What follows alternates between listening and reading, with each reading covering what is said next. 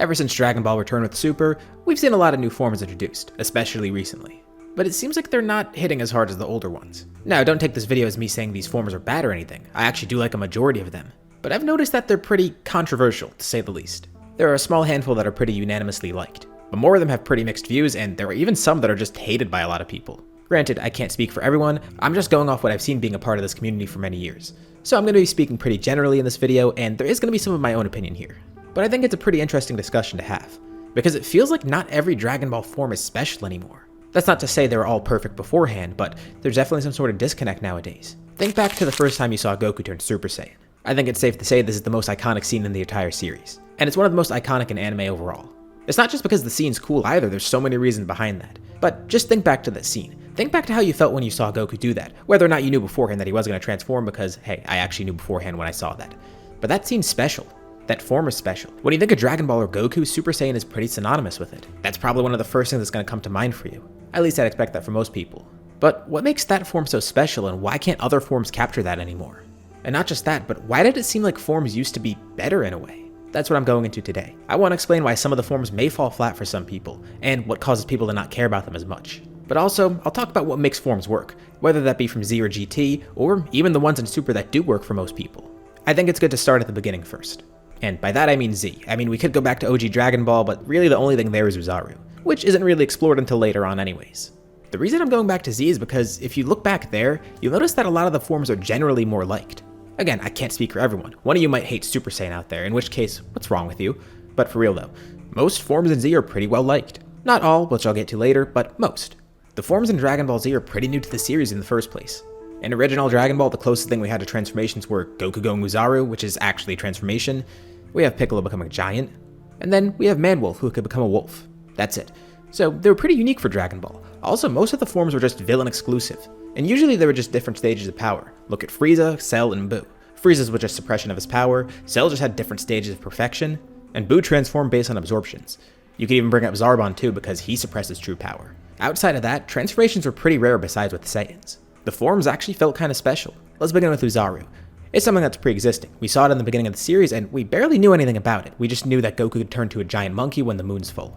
It's built upon later in the Saiyan saga. We learn more about what it actually is, so we learn about something that we saw earlier on in the story, and it does have relevance again too.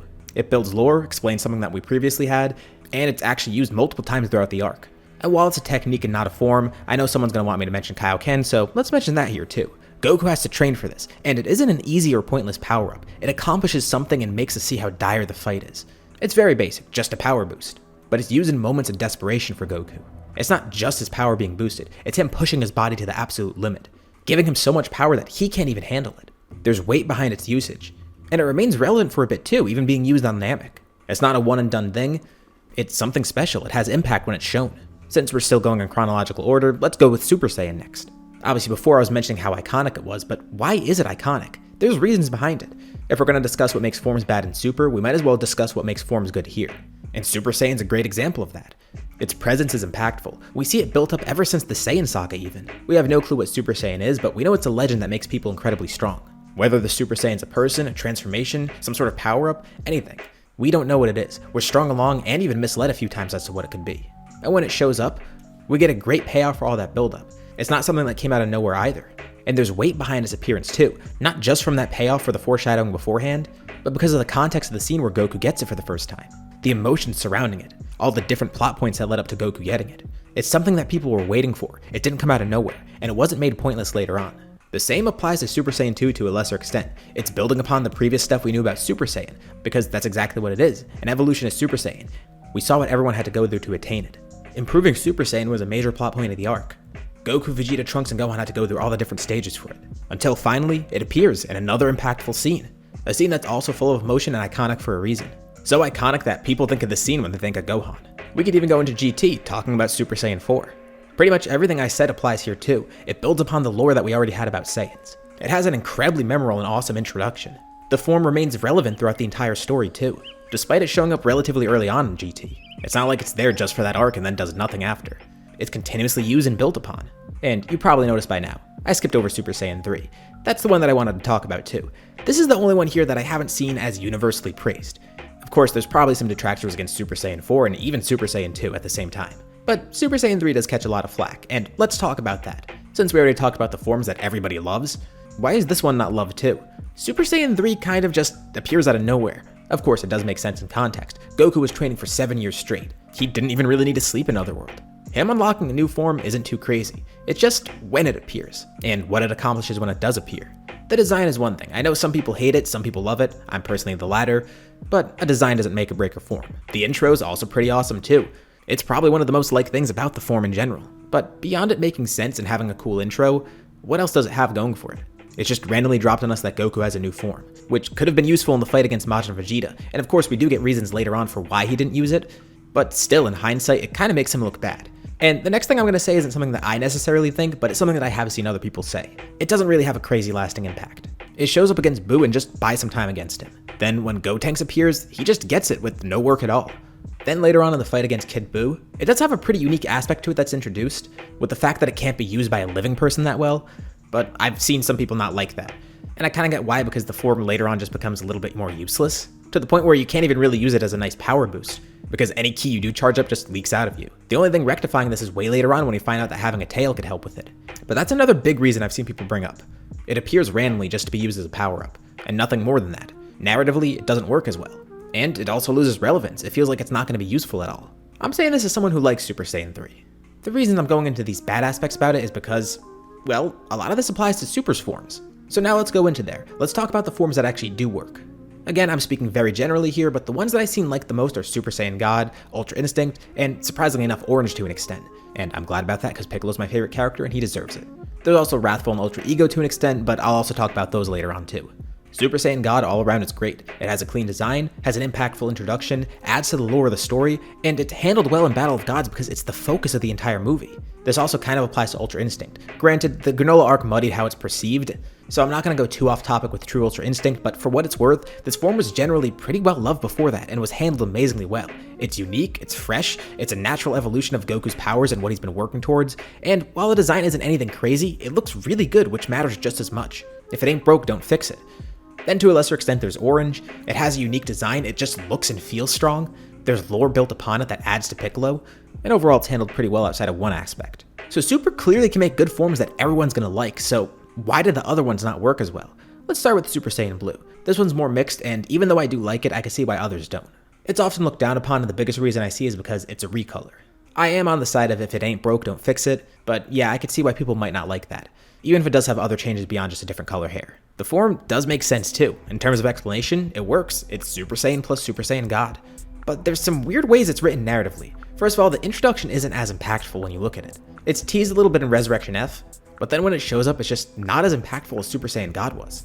Also, I think that's another thing working against it. It comes in too soon after we just got Super Saiyan God, and replaces something that already worked really well. It's not like Super Saiyan 2 where we see the process to obtaining it either. We just see Goku and Vegeta trading a little bit, not learning any new lessons or anything, just getting a new power. And it seems like they don't know what to do with it in the series. Sometimes it's a calm god form, other times it has a stamina drain, sometimes that stamina drain's not there, and then there's the differences of how it works between the manga and the anime, so there's some weird contradictions going on with this form. Again, this is based off what I've seen people say when asking around to make this video, and not my personal opinion. I'm just giving what everyone else thinks on it. Let's talk about another pretty controversial one, Super Saiyan Rage. This one's definitely one of the most disliked in the series. It feels a little unearned, especially with the huge power boost behind it. I actually really do love the intro, and it works well thematically, but it's relatively unexplained besides Trunks gets really angry, which is not really new, and it's kind of a questionable explanation because that's not a fresh idea, and how did he get that powerful from it? And we still know nothing about the form beyond that. In the same boat is Super Saiyan Blue Evolution, which has similarities to Super Saiyan Rage in terms of why it's disliked. It fits thematically with the arc, but it's just a power boost. There's nothing else behind it. Everything about it feels like they just wanted to hand Vegeta a new form. Even the scene where he gets it feels like he's just brute forcing a new power. I don't think it's as egregious as Super Saiyan Rage, especially not in terms of the boosted power, but they do have some sort of similarities in terms of why people don't like them as much. People might not like me mentioning this one too, but this also applies to Broly's full power form. This inclusion actually wasn't even from Toriyama apparently. The form is pretty much there just for nostalgia, a reference to Broly's legendary Super Saiyan form. He just powers up during battle and it doesn't accomplish anything either. It does look cool, I'll give it that, and I like how it looks, but it's not necessarily anything new. Which is weird because on the flip side we do have Broly's Wrathful form, which does check a lot of the boxes. It's unique, it has a good intro, it builds upon something previously established because it's just the Uzaru form in a humanoid form, and it actually does accomplish something, but it's a shame because we've seen so little of it and haven't seen anything about it since then. besides just slight references. Or let's go into Superhero 2. I mentioned before that there's one thing I don't like about Orange, and that's the Power Awakened form. I don't think there's anything wrong with it. It's not unreasonable. Piccolo's probably the only character who could pull off obtaining a form through a dragon, but it's just that the form shows up and just does nothing, and then immediately gets surpassed. It has a short fight, loses, and then immediately gets outshined by Orange. It could have been something cool, but really it's just there to be the first stage of Orange. And on a similar note, there's Beast, something with relatively weak foreshadowing, and without going too much in depth about how Gohan repeated that same character arc again of him not training, it just doesn't really feel too earned because of that. I'm speaking as someone who likes Beast too.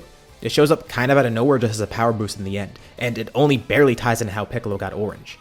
And especially since Gohan wasn't training, think of it like Super Saiyan Rage where he just got so angry again that he somehow got really strong.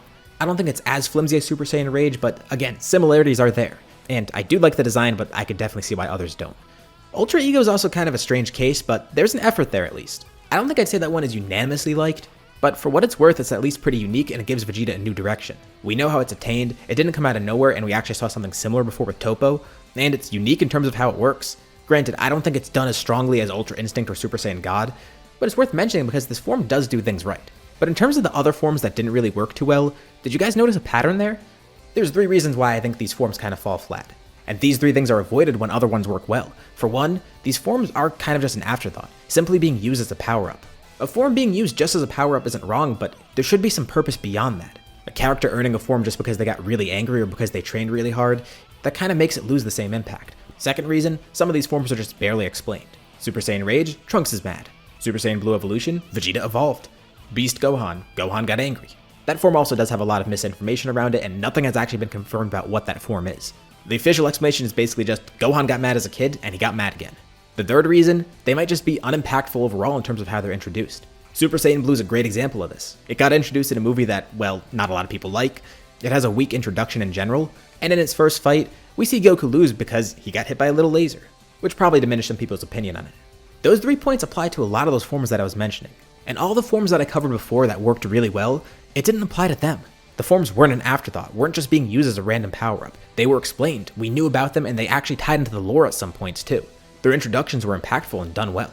I'm saying all this out of place of a love for the series, not as someone trying to put it down. I've shown good examples from Super too, even though Super Saiyan God technically is from Z, but you get the point. Modern Dragon Ball can handle forms well. I even will defend some of the forms here that others may dislike, whether it be because the design isn't grand enough or because of narrative reasons. But back to what made forms special, look at Super Saiyan again. There's a reason it's so iconic. And it's basic things. Maybe the series just needs to go back to the basics on why that works so well, and why other forms work too. It's not to say that having too many power-ups is bad. It's only bad when there's not much thought put behind them. But let me know what you think below. This is a discussion video after all, so let's see what you guys think. And keep it civil because I get this can get opinionated. I'll get very opinionated about these forms too. Anyways, thank you all for watching, and I'll see you all in my next video.